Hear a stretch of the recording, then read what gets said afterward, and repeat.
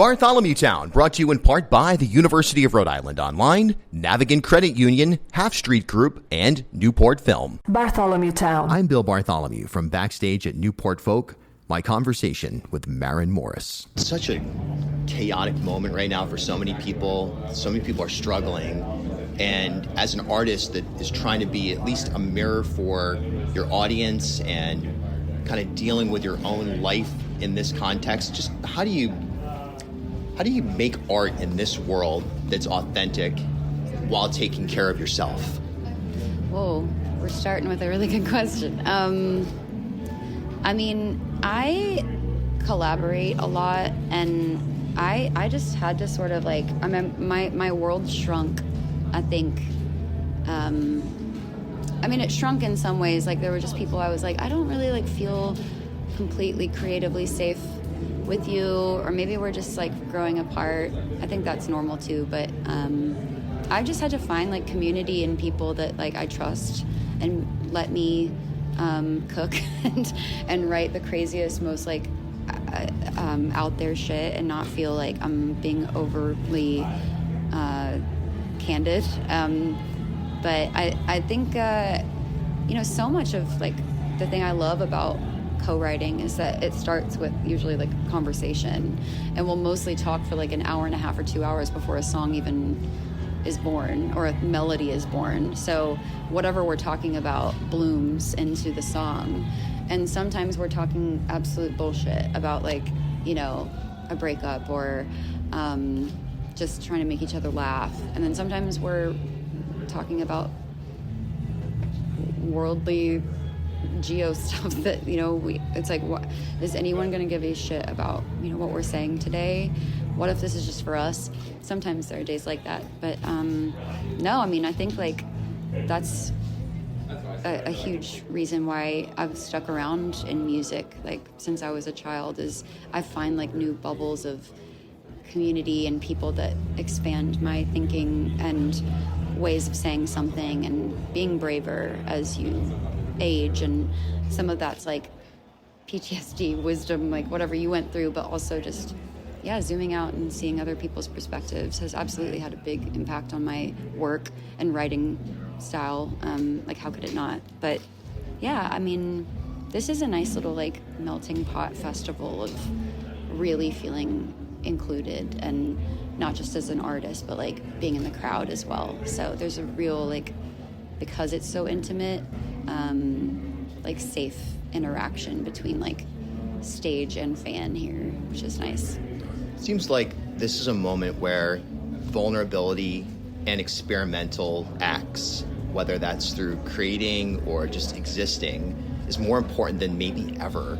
How have you, and I'm making that assumption based on just listening to your new music and knowing where you've been musically and personally on background, but what does that mean to just take chances for anybody out there that hears this, even in their non-creative work or just in their life in general? How important is it to just take a chance?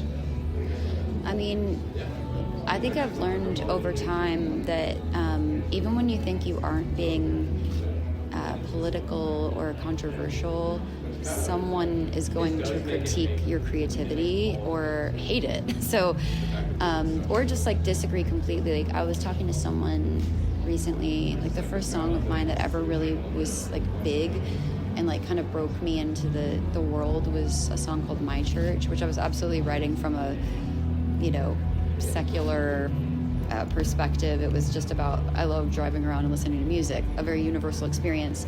But even that, so innocently, was seen as sacrilege or blasphemous by a group of people. And I was 25, 26 at the time, and I was damn, I wasn't going for that, but you can't win sometimes. And I think that's the protest of art or creativity being exposed to air, is that whether you think that you're being an activist or not, just you putting your whole ass out there to be exposed and criticized or loved or seen is an act of protest in itself. Whether you have a say in it or not, you could have kept that in your head, you could have kept it in an email, you could have kept it on the page, but you didn't. You put it out there because something in you is like, I want this to connect beyond me, even if like 4 people hear it or see it or witness it.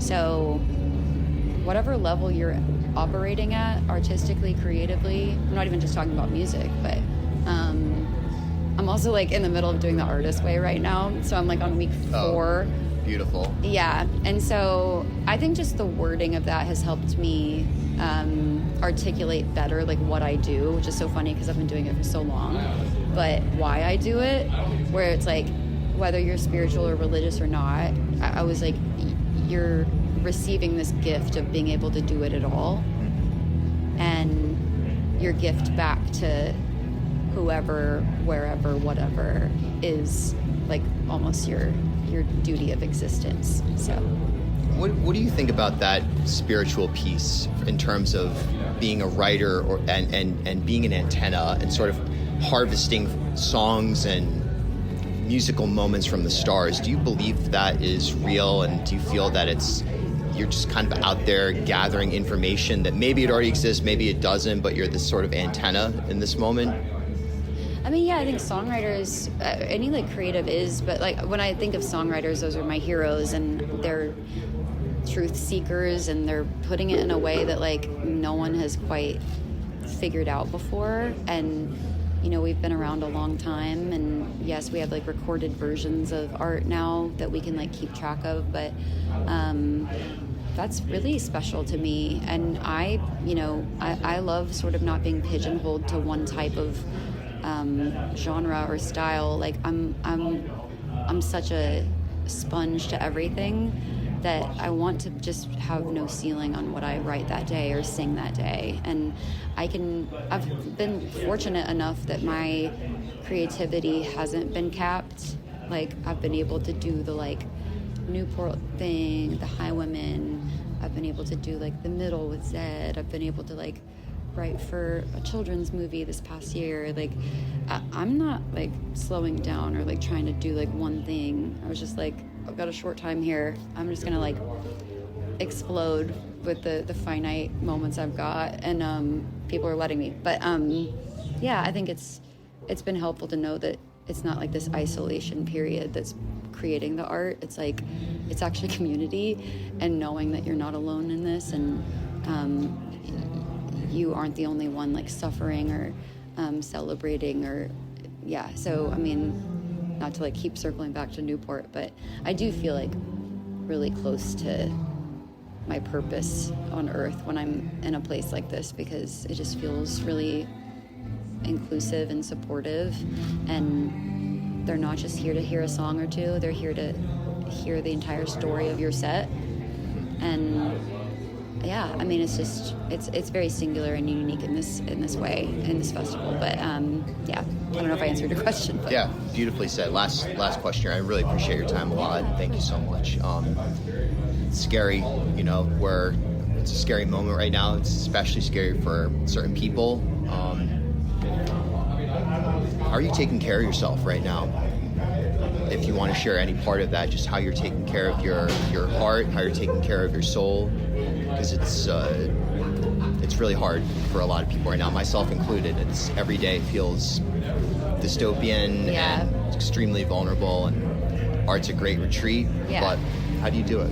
Yeah, I mean, I think everyone, you know, is like a raw nerve right now, and I have to take breaks for sure. Like I have to sort of like know that it doesn't always have to be me like saying the thing. Sometimes, especially like as a mother, I have a little boy who's 5. There's some things that I literally just can't look at too much of.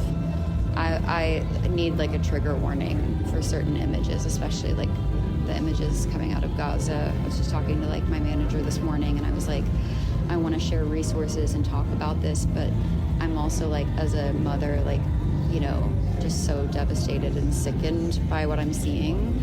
And it's, you know, it's tough. And like in the creative community in Nashville, like there's just a lot of hurting, but there's also in that like tunnel of darkness. Like, people aren't isolating as much as they did like during the pandemic, obviously, but I think we're like finding more of those like dinner table talks, and like really being able to have a discourse where before we're all just like sucked into our phones and like fighting on the internet and feeling helpless. And but I was like, the fact that we're talking about this means like the hearts are still beating, like we care, the antennas are up, like the feelers are on.